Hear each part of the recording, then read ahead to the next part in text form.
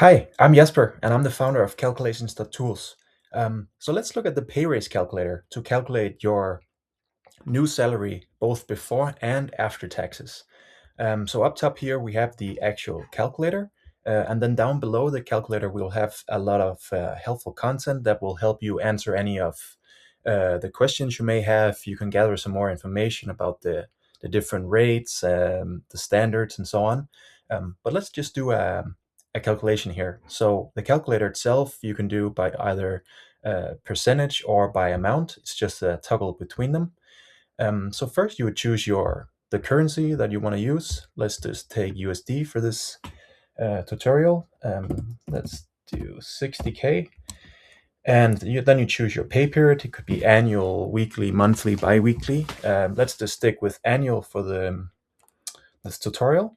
Raise percentage, let's say 7%. And then to also see the calculations before and after taxes, you can put in the effective tax rate. That, of course, depends on a lot of factors. So you just put in the tax rate that you want to use. So let's say 30%. And down below, you'll see instantly your new salary. So both annually, monthly, bi-weekly, and so on. And then you'll see your raise before taxes. You'll see your raise after taxes. So instantly you will have these numbers calculated for you.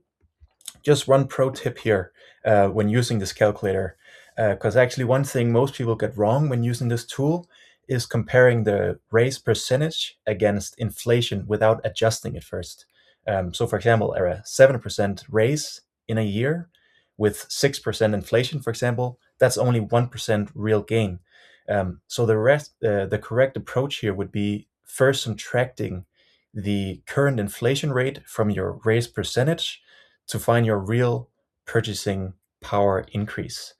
Um, so this pay raise calculator is completely free at calculations.tools. No account, no sign up, no paywall results or anything.